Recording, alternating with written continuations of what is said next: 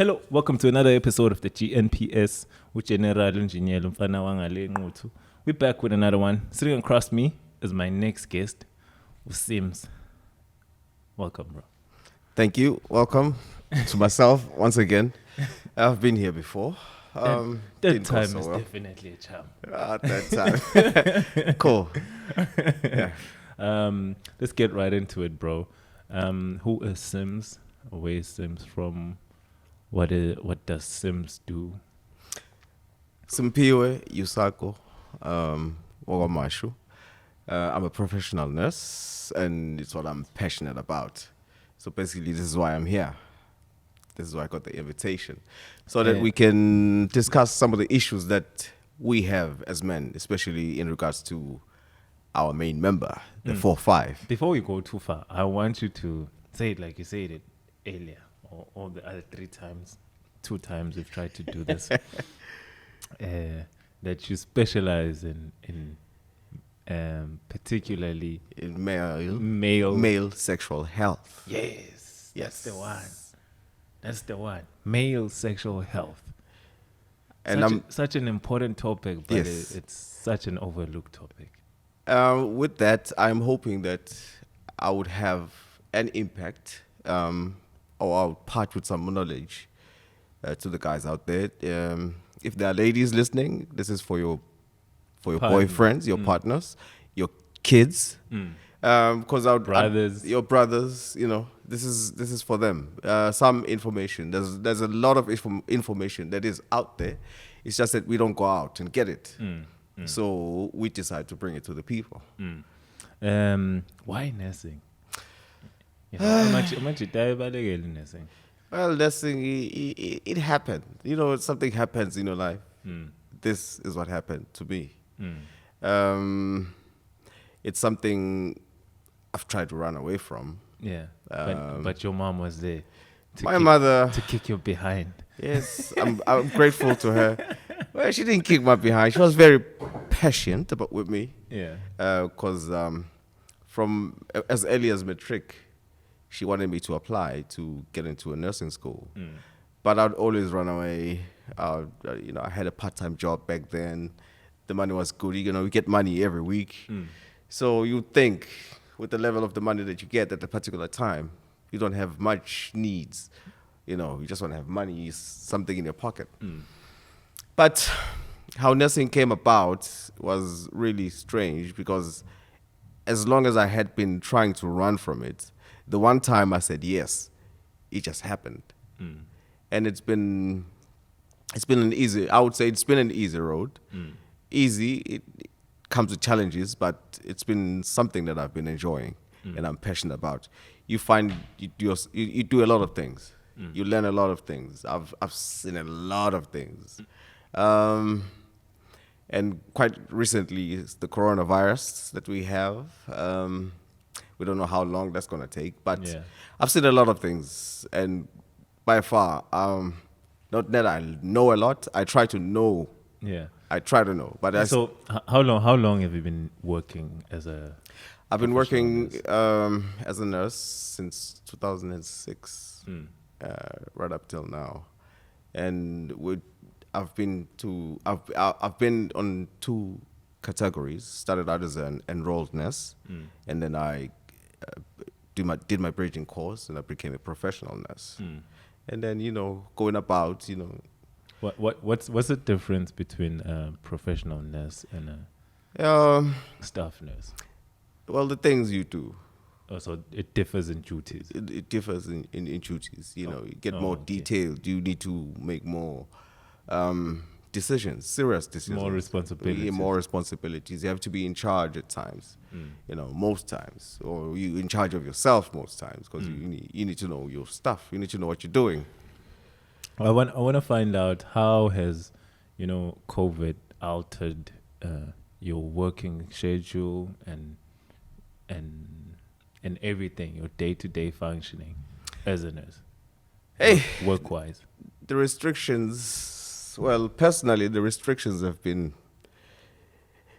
tough, and even tougher at work. Wearing a mask. the mask that you wear every day that's nothing. You know, when I'm at work, I work in ICU. So when I'm at work and I'm actually with the patients, you know, there's an N95 mask. That thing is hot, bro. And you may have to wear it for about 6.5 hours at a time. Yeah. Yeah. No breaks. No breaks. So you have to manage yourself, the way you eat, the way you drink, because, you know, you have to stop all of that. You know what I used to laugh about in the beginning, like when government was trying to open up schools and the teachers would complain that the schools weren't sanitized and all those kind of things, and I was like, "Hibo, we go to work every single day, and there's positive patients. We walk there. right into it. There's patients that are positive that have COVID-19, and you work on them on them actually, because we work with patients, and nobody comes after the patient is gone and sanitizes that area, make sure nobody enters for the next 24 hours, because it's like this, like if there's a patient out, the pace was very fast. Yeah. In the beginning, you know, when it was announced, when we had the lockdown in March, that the coronavirus is here, and so there's a lockdown. It took a couple of weeks before we could actually see patients. I don't know in other places, but for me to actually see patients. Yeah. And I remember the very first patient I saw when I was told that person is coronavirus. We were in a corridor, and it just opened up. The lift just opened up. I don't know. It was just everybody. It was just a few people that were there, but it's like we were all like up against the wall. It wasn't obvious, but that's how you'd go. So there's a deadly disease walking around, you know. But thankfully I survived. I know. Yeah.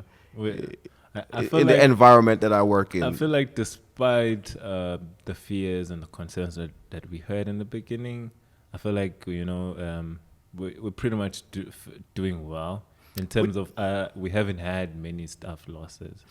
That we can be thankful for in other places. Yeah, it didn't have a great impact. The little impact that it did have, it had a lot of impact for those people that were affected, the nurses that were there. I mean, psychologically, that thing would mess you up. Yeah. I'd go to work, I'd come back the next morning, I think I have a sore throat, I think I'm sick, I feel something, and then the next day I don't feel anything at all. You just never know. I'll tell you one thing that COVID did at work. It sort of brought up the number of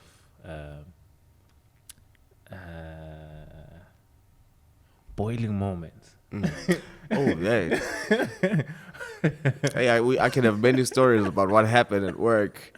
You know, the politics that came up. Yeah. The behavior of people that we saw. You know, you just looked at people differently. It's like, oh, okay, this is how people behave. You know. But we went along. We marched on. Yeah, and here we are. We're still here. Yeah. Yeah. Now, I mean, back to your younger days, when you were still studying nursing. Eventually, when you decided, hey, I'm gonna do this thing. It was embarrassing at first, I must say. The all whites. Hey, the all white safari. That's what we had to wear at school. I went to McCourt Hospital, nursing college. For 2 years, I had to wear the white uniform. The first couple of months were quite hard. They were quite hard. And we went to college. We went on block for a month. And then we were sent out to the hospital just to, see what's going on. Hey, when I got there, the first month was really, really terrible. Just imagine working in a female ward and you're a young black male and it's just something you What is it? never... Is this a gynae ward? No, it's a female ward, medical. Yeah. Female medical ward. You're thinking about... we wash people. people in hospital have to be washed. Yeah, see, that's another thing that people don't know. We have to be clean. That you have to keep the You know, patients it's part clean. of the healing process. You have to be. You can't get clean if you're dirty. You know, so we have to wash somewhere. Your daily needs. That's your daily need. You wash every day. So that's what we need to do. So just imagine washing an old woman. It's the first time you're just gonna wash somebody as old as your mom. That's tough. It's hectic, but it happens. You know, you get used to it. You get to see. Luckily, you get to see other male doing it. And I actually learned from one guy because I don't know how I survived the first month. Who's this guy? His name was Let's give him a shout out. Sean Govender. Shout out to Sean Govender. That guy. I mean, I'll never forget him because when we had gone to block for a day, so when we came back the next day, it was a Tuesday. There were other students that were ahead of us, and they had this one guy, and after prayer, he just called me to say, hey, let's go, let's watch that auntie over there. And I'm still shocked, like, okay, he just collected everything that he needs, and he put the water in, I stood on the other side, he stood on the other side. And what he did was amazing. I never thought anybody could do something like that, you know. Even I wouldn't even watch the females do that. But when I saw a guy doing that, he says, there's nothing to it. So since then, from that day, after meeting Sean, it was just quite easy. I just had to, okay, I said, yeah, I'll let go. Take me. Same for you. But it's been the best journey ever since then.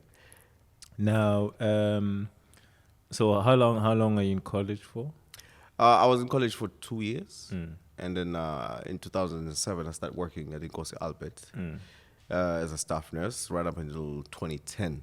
Then I started my bridging. I became a professional nurse 2 years later. I was hired. I got promoted to work in ICU, and that's where I've been since 2013, right up until now. That's where we are now. Yeah. Okay. Now, when do you now branch off to focus on male sexual health? When you look, or what inspired that? I mean, through even that too. I as much as I'm passionate about working in ICU, I'm sure I'll be passionate about working somewhere else. With in another unit maybe. It just gives you purpose what you do. Because I remember as a staff nurse, I used to work in an orthopedic ward. I had a great time. Amazingly, I had a great time. It was fun coming to work. I had fun. I had fun with patients. I had fun with other nurses. It was just fun coming to work. And then you get to ICU. It was a bit challenging at first because it's something I've never seen before. It's more intense, so it's ICU. And over time, I got to love it. I got to learn stuff. I got to do things. I was like, I can do this. I can do that. It gives you that confidence in what you do because that's what you need to do. yeah. In the words of Lil Wayne, he's the best rapper alive. So I'm the best nurse alive. Eish. I'm not comparing myself to anyone. I'm comparing myself to myself. Because that's what I need. That's all I need.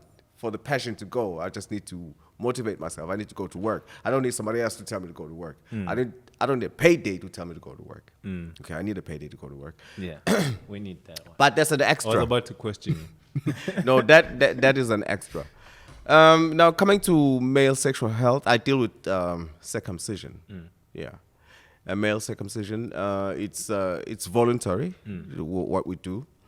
How it came about, somebody was asking for directions. Directions to to a clinic. Yeah.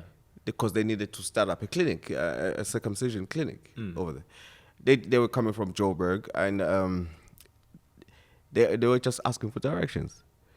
So somebody handed me the phone because they were not from here. So they handed the phone to me, and this guy, he just introduced himself, and he said he's looking for nurses to work. Do they know at this point that you were a nurse?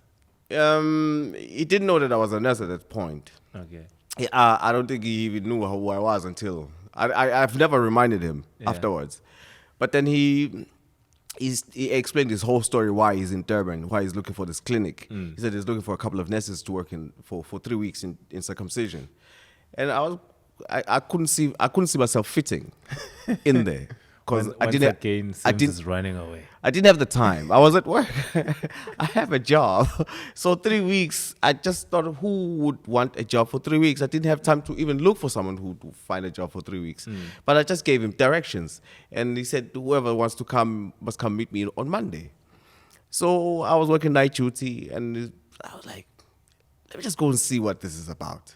I took my CV and I went over there, and they said, no, we're doing circumcision for 3 weeks. And I was like, okay, whatever. We must come back the next day. So for the next 2 days, nothing happened. And then the third day is just like, yes. They called us. We went to what we call a camp. And then we find a whole lot of school kids down in the South Coast. For circumcision. I've never actually seen what goes on in a circumcision camp, or what was it about? Because the only time I remember, like, isentabeni noma. no, it's it wasn't a clinic. It's A clinic. It's more of a no. It's a clinic setup. It's a health facility that people use. Well, circumcision is done at the clinics. Wait, you said where is this? This was in Ilov. Okay. Ilov Clinic. Okay. That's where I actually first saw the actual second. Well, that was the second time I saw somebody getting circumcised, because I was the first one. Yourself. other than myself. But then, finding it's about 50 kids in a clinic, and they had beds lined up, and there were doctors and there were other nurses, and we were there. I was just running behind, looking what's going on, cutting, and we had to sew, but I didn't know how to do that. To put sutures. And then after a while, a few days into it, they teach you. This is what you need to do. You observe. You have to be observant. They tell you how to do things.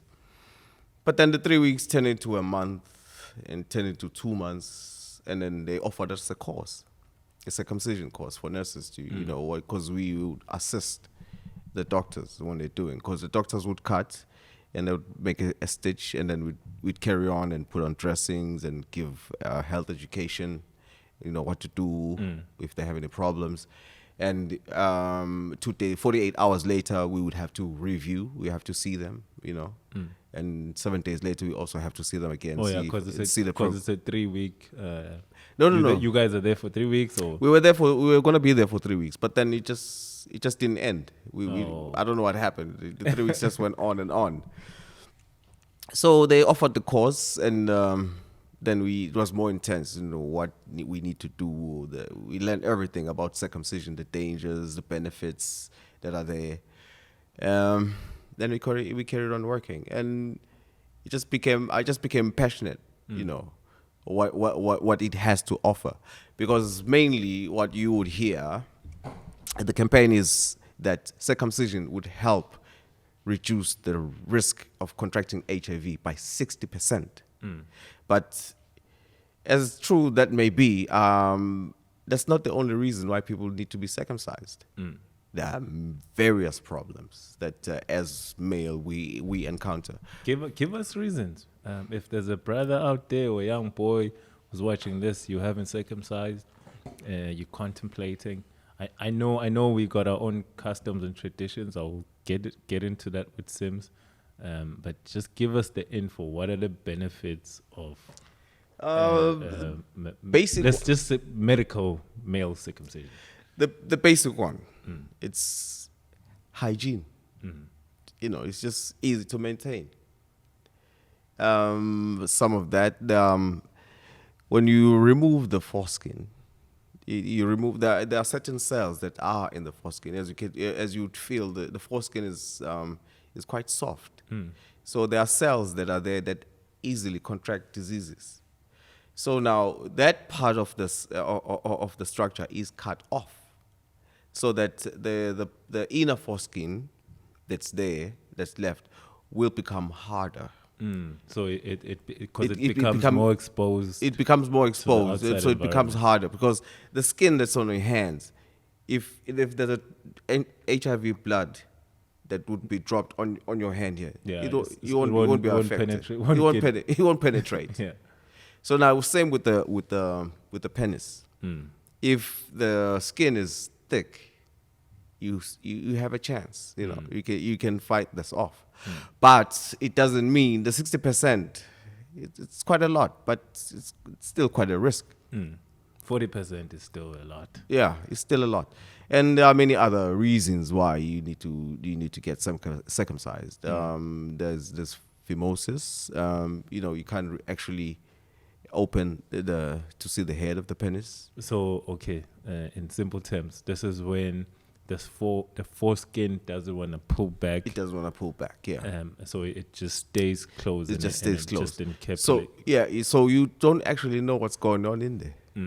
And that's how you get build-up of infections. You get infections. You get there's something called BXO, balanitis obliterans xerotica. So if the skin doesn't actually open, you don't know what's going on inside.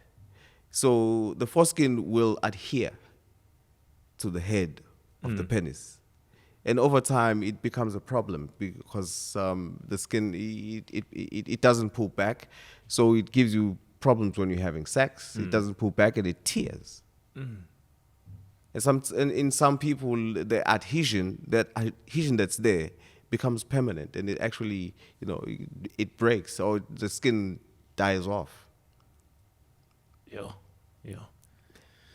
So it becomes of some sort of a malignancy in there, and for someone who has a foreskin, it actually can absorb the urine. Oh, when you're peeing. Yeah, it may form a sac because you may find sometimes it's swollen, or friction may happen during sex and it tears. And then some of the guys don't even take care of their penises. They don't clean. They don't wash. Even you'd find a guy that it's easy to open, but then there's dirt on the inside. Yeah.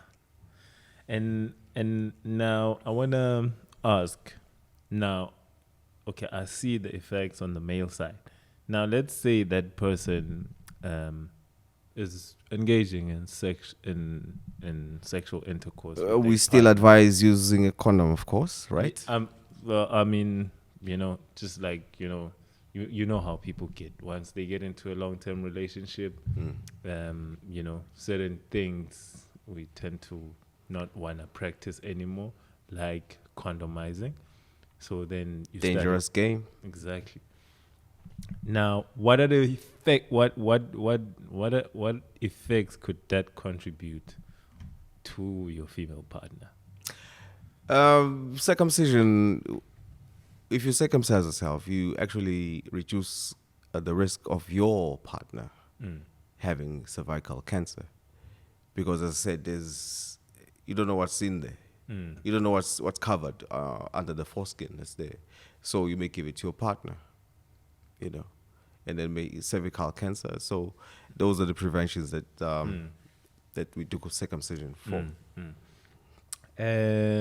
So now, let's say, how early can one be circumcised, or at what age do you start circumcising? I would say as early as possible. So even at birth? At birth, yes. I would promote that, because children do have problems, and you get somebody who is 12 years and there's an abnormality in the structure, and you would think at 12, how long? What were the parents thinking? What were they seeing? Or were they even seeing? Were they even seeing? Nobody checks all of that. So you discover a lot of things. I've seen a lot of abnormalities. So basically, it's important to check, to check and monitor that your child's sexual organ is It's normal. is growing as it should, Yes. especially in males, because obviously, you need to monitor the structure. Yeah. So what are the problems that you can find in young kids that go unchecked by their parents or their guardians? If some of the things that are left unattended, they become permanent damages. As I said, So what's the worst? What are some of the worst outcomes of such instances? the worst outcomes. Yeah, that you've encountered. If you mean if somebody's not circumcised, Yes. as we've said before, brothers do not want to use condoms. Brothers sometimes don't want to wash, so we promote that we use condoms first and foremost. That's the one thing, and then later on, when you have clients that come for circumcision, they actually some of them would come with something in maybe an ulcer in their penis, or maybe they have some sort of infection, and then they decide to come. I actually asked them, "Why did you come to get circumcised?" He says, "No, because I've always wanted to do it." I said, "No, what made you decide to come today?" And then he would say, "Because I have a sore here because of this." One, they would say it's unsafe sex is part of the problem. And there are people that do have genuine problems, especially people with diabetes.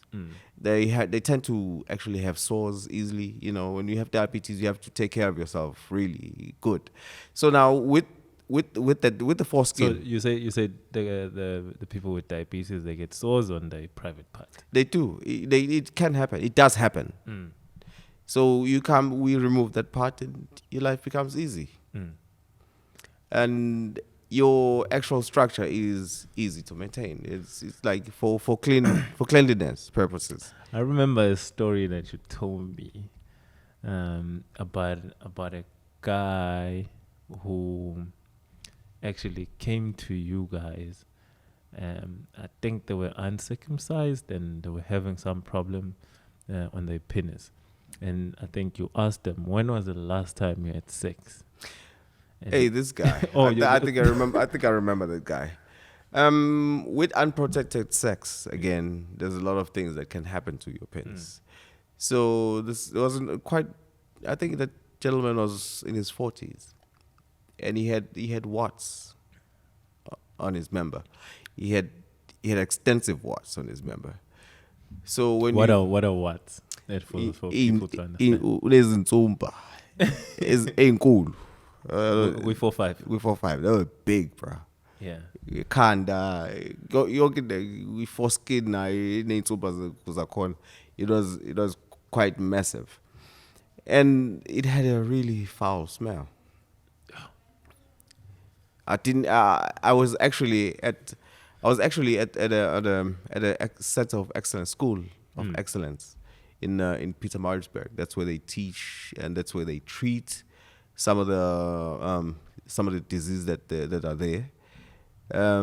They just do general circumcision as well, but they deal with mainly if there are any problems that are beyond the clinic that you're in, or you have a problem that's not going away. These are the people that you contact. So who are these people? Center of Excellence. Center of Excellence in Northdale in Peter Maritzburg. Because if I find something that's out of the ordinary, that's where I actually refer them to go, because that's where we are told there's a specialist urologist that works there. I don't know, because it's a friend. Those people have become friends to me. So if there are any problems that we cannot solve at that clinic, I actually refer them. So it's quite easy. I don't say that there's a long waiting queue, but if I just arrange it so that it happens in just a few days, because I'll regard it as an emergency. You know. Yeah. I just wanna finish the story since he didn't finish it. So basically, when you ask this guy how long has he had this? So his penis was in a terrible state. it was horrible. And so when we got there, he had to, pull down his pants and underwear. And the smell just went bad. It was horrible. So, you ask a series of questions. How long have you had this? And it's like, I've had it for a couple of months. A couple of months, it could be a year or so. Because someone would ask someone, they would say, I've had this for a long time. They could have had it for 3 years. And I wanted to go away. Yeah, I thought it was going to go away. So what did you use? No, I went somewhere, somebody gave me this instead of... So when they go, sometimes it's, I wouldn't say too late, but the damage is so extensive that they may have to take drastic measures, So this guy, you ask him, so when was the last time you had sex? It's like, 2 days ago. 2 days ago? I mean, in that state... I don't know. I would say, where's the love for yourself? Where's the love for your woman? And well, you wouldn't really ask too many questions. Was there a condom there? Because you doubt. More than as I said earlier, more than anything, prevention is better than cure. You said there's a worst case scenario. What's the worst that can happen to any male out there who doesn't take care of the sexual organ? The problems vary. What's the ultimate worst thing that can happen? Infertility, amputation. Shit. That's the one I was scared about. I was trying to ride away from that one. So amputation, basically, you mean cut off the It may have to be cut off. Dick. Yeah, if it has to, they'll cut you off. All because nje umuntu akafuna ucircumcise. Circumcise, be good to yourself. That's the one thing. I wanna come here. Mina nawe, we are Africans, and we know in our African customs, some of us have our own means and customs or traditions of circumcision. Now, obviously, when we bring in what we are talking about here, which is medical circumcision, some people within our culture feel that should be a clash of things. There is traditional male circumcision, which the government and the foreign aid that we get, they're trying to be involved. The Department of Health, KZN, is trying to involve traditional leaders. I had the pleasure of actually, meeting royalty. I met the prince. We worked with the prince, the Zulu prince. Zulu prince. We worked with him. He was ambassador for the campaign, circumcision, a couple of years back. I'm sure he still is. And the actual king is for circumcision. He promotes that. Now he promotes medical male circumcision. Yes, he promotes circumcision. Shout out to that. Now, what needs to be taken care of? Traditionally, back in the day, tradition was tradition. If somebody was anointed to do circumcision, you wouldn't encounter problems. If people follow the right procedures, whether it's medical or traditional, nothing could go wrong. There has to be guidance. So now you tend to find fly-by-night circumcision places, and they're also in the mountains. People just want to trade. I don't know how it works in the mountains, but everybody wants to make a quick buck sometimes. So they see the route, they take it. So now with traditional circumcision, doctors have been involved, and the traditional healers or traditional people that do the circumcision have been involved, have been taken for training, and because we need to upgrade ourselves. Our traditions, African traditions, we need to put more knowledge into what we're doing, because the modern ways will teach us this is what we need to know about what's going on, because you can't just know the structure of what happens, or you just cut and you just leave it like that. Because I'll also get a knife and go to the bushes and cut people up and circumcise them anyway. That's how some other people end up with infertility. That's why you get amputation. amputations. And with circumcision, you have to actually take great care of your clients. They have to be followed up. If there are problems, you have to attend them promptly. They have to have easy access to you. In case they have any problems at all. You know what I always say here on this podcast? Sorry if you've heard this before.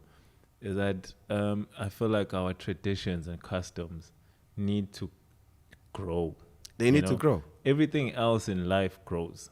The way we live, we've grown from the way our ancestors who gave us these customs and traditions. We live in a different space to what they lived in. Yes. So we cannot be rigid and not want to evolve, because everything else around us evolves. It's changing, yes. And so should the information around our cultures. Yes. So for instances like this, here's information that we can incorporate within our culture. Yes. It's been done. People are actually doing that. Because some of the things that I've heard is that because of the fear of what might happen in the mountains, you can actually get circumcised and then have a ceremony that is related to your tradition. Because really, like, what is it about? Like, because at the end of the day, at the end of it all yes, is you get a circumcised penis. Yes, and that's what it's mostly about. And because that's the one thing that lasts long term. Yeah, and because you find that, you see, even our definition of, like, you see how we define indoda. Yeah. Thina as abantu abamnyama. So that concept is warped. It's very warped because we use all these what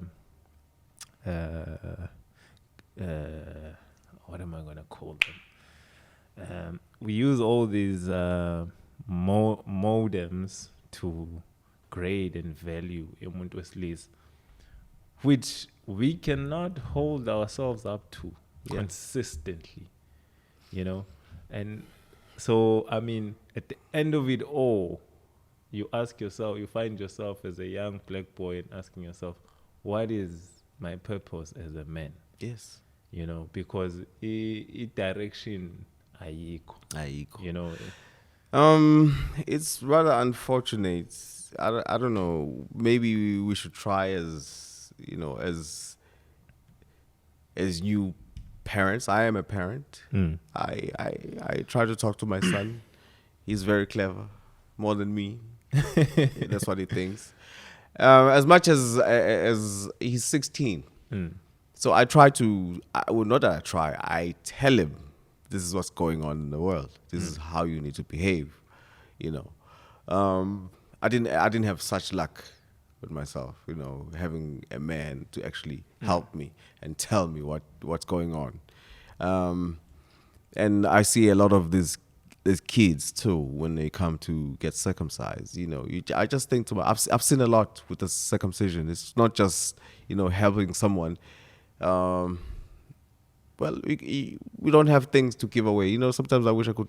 You see a young boy, he's about 13, he's coming from school, the state of the uniform, and you just wonder how's life at home, and if they have a father figure at home.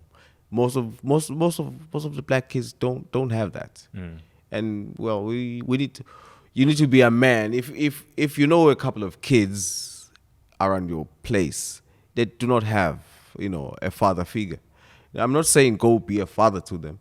Say something to the child, say something to help him be a man, kind words.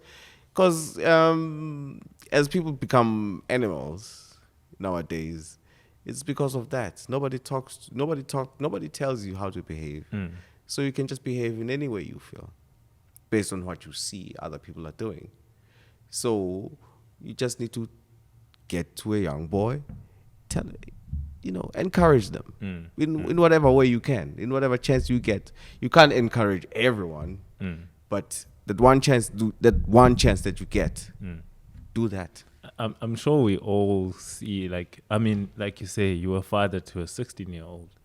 And I mean, even if you just focus on your son, there's still young boys that live around him, who could bring influences to him. So if he's not strong-willed, he might get influence.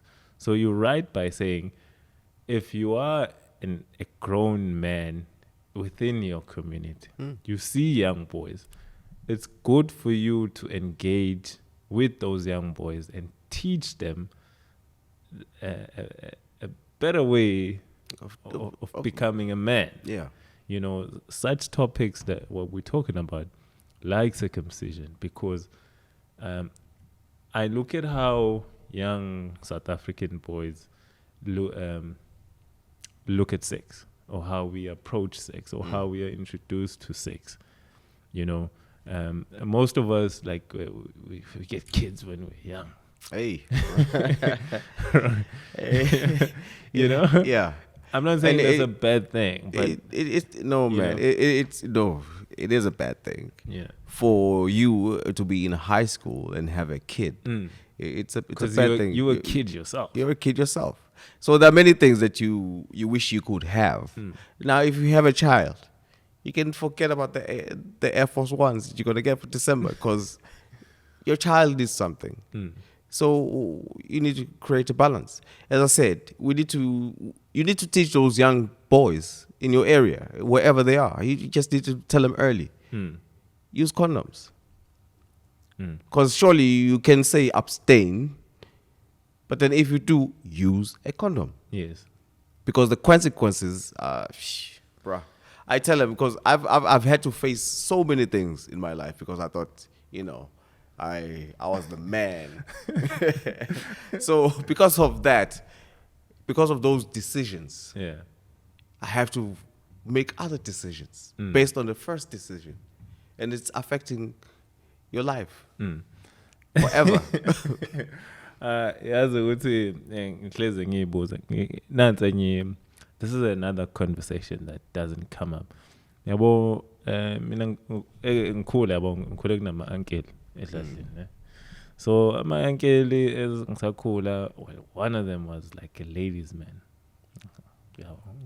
Like different girls, and but here's what I want to get to, is that okay, I saw that, and obviously, and then I picture myself in that, being at the age that they were, and obviously possibly doing the same things that they do. Have all the girls, yes.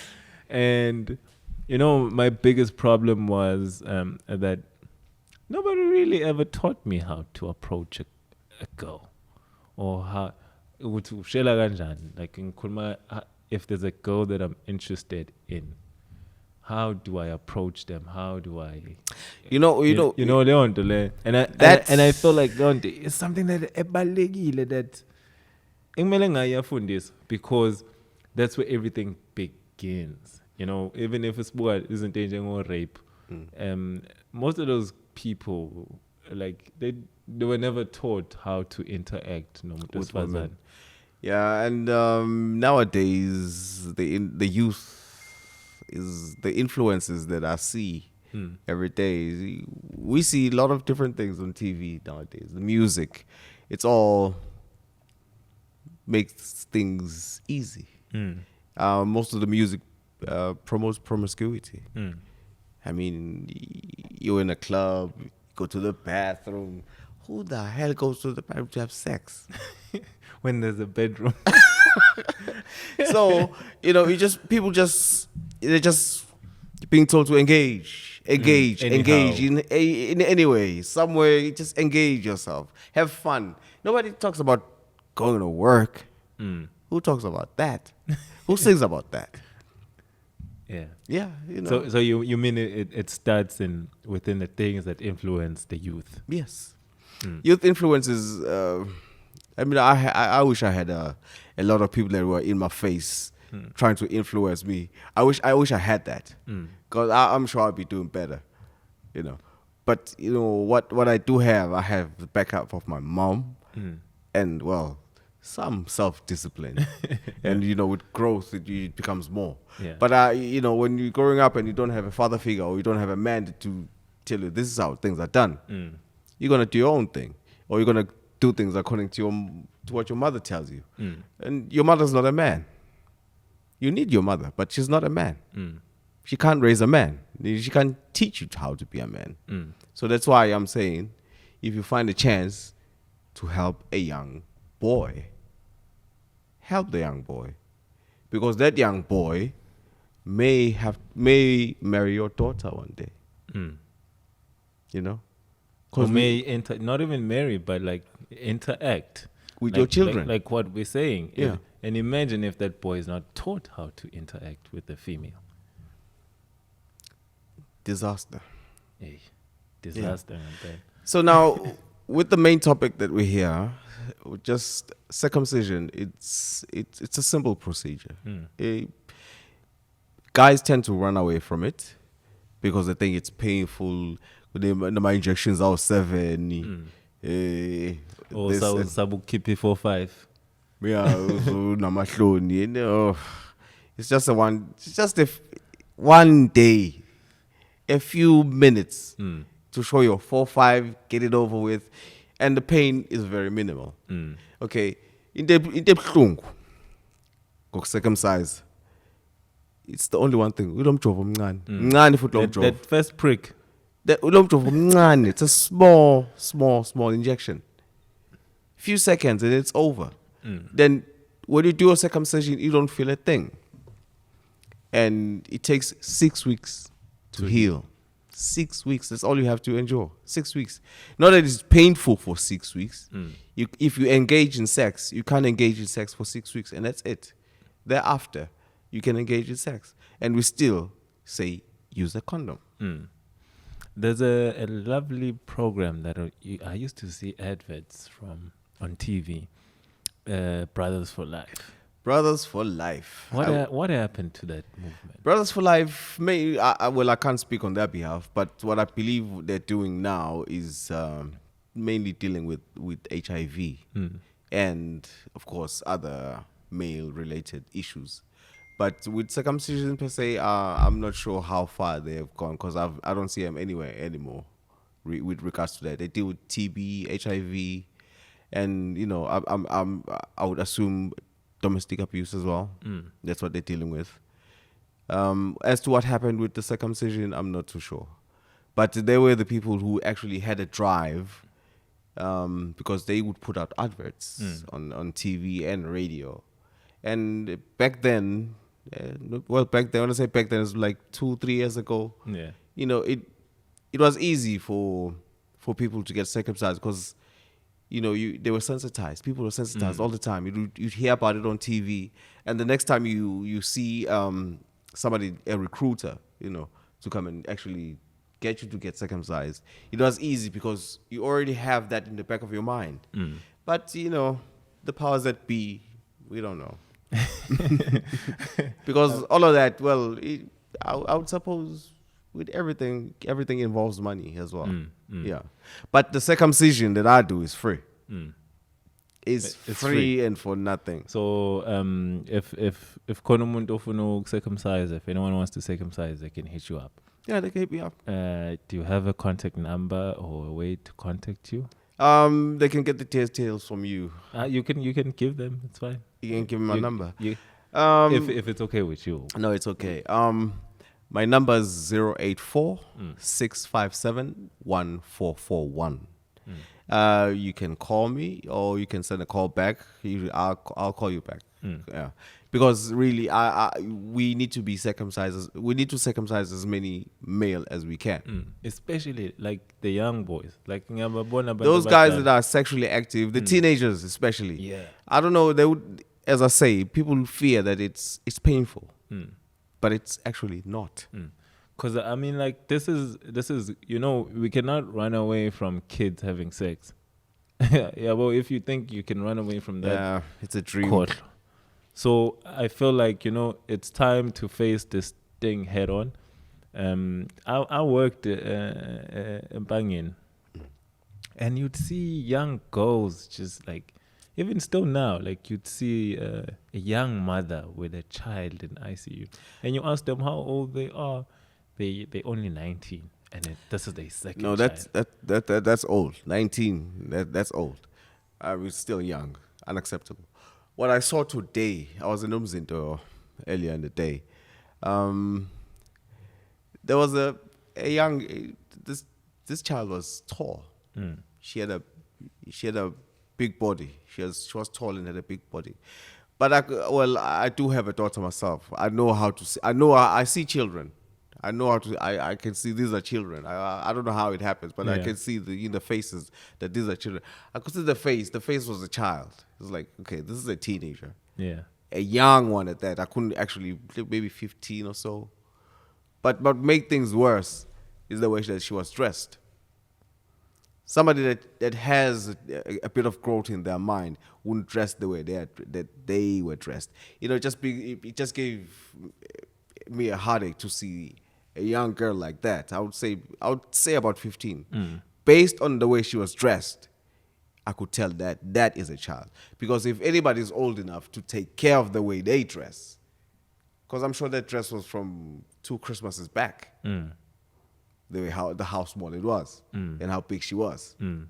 If somebody was, if they're in their right mind, if they know what they're doing with sex, because we need to teach our children. They need to be taught. Our young brothers, they need to be taught about sex practices, the safe sex practices. They need to be told about that. But we don't know how far that goes. Everybody's for themselves. I'll take care of mine. I'll take care of mine, even though I don't know how to take care of mine. Yeah. So it's worse if I go to the streets. I don't even care what's in the streets. So that whole attitude needs to change. Because for us to survive, we need to help each other. Yes. Absolutely. In any form, we just need to help each other. That's the only key that's missing in our lives as black people, especially. Yeah. You can say that again. Thank you, Sims, for coming through. I mean, I'll be having Sims in future, giving us male sexual health. So, guys out there, even the ladies too, your boyfriends, your kids, your fathers, any male that you know, just advise them. They need to be circumcised. You can hit me up 084 657 1441. If I don't respond to your call, I may be busy. If I don't answer your call, I may be busy. But some foskins. But I do respond. And well, for me, every one that comes for circumcision is just VIP. I mean, it's a milestone in anybody's life. For any man, doing that, it's just a milestone. One quick question. In closing, is shaving the pubes still part of the hygiene? Or I don't know. Or it's a choice. It's a choice. It's a preference. It's a choice. It's up to their own. Yes, I would say that. It's a choice, basically. And whoever uses the part. No, shaving is a choice, I would say. But when you get when we circumcise, we tell the client, for that period, you just need to shave. Because the fine hair would want to go into your wound and all of that. So you just need to shave for just a little while. If you don't shave, people have many different beliefs. I may shave and there's nothing to it. Somebody else will say something else if they shave. Say, no, I can't shave because I won't have any children in the future. But in Jitwabu is a no-no. The job must fall. For health purposes, not just for aesthetics. No. For health. Yes. Ladies, you've heard it. Gents, But I make it look good. come get a nice trim. Ube right, ube mnandi. Toyakiqonda. Otherwise, Sims, anything else you wanna share with our audience in closing? In closing, it's important that you get circumcised. You don't have to contact me to get circumcised. Anywhere they say they circumcise, you go there. Yes. Even just to get information. Just to ask, you go there. Or if you want to call to ask about circumcision, anything that you need to know, I will let you know what's going on. Or mhlambe kunento ethile ke engahlangene ke nokucircumcise eyenzakalayo esithweni sakho sangasese. Yes. Nakhona futhi bangakuthinta. Yes. Yeah, ungahlali nenkinga mfowethu izixake noma too late. Yeah. Yabo. Uthi manje sekuyanuka. Ngichaza lokho mayithi sixake komakhelwane. Yabo, ungathuli nenkinga. No, the sooner the better mfethu. The sooner the better, I would say that, because ngoba uzothi hayi ngizobe ngingcono next week. Next week may be too late. Ngizobe ngingcono nini? Ngizobe ngingcono. Attend it as soon as you can. Isukumele ASAP usizo ngalithola ungaze kube late. Yes. Thank you for tuning in. Catch us next time. Do the right thing. Subscribe. Catch us next time. Shout out to Mawande behind the camera. Peace. Peace.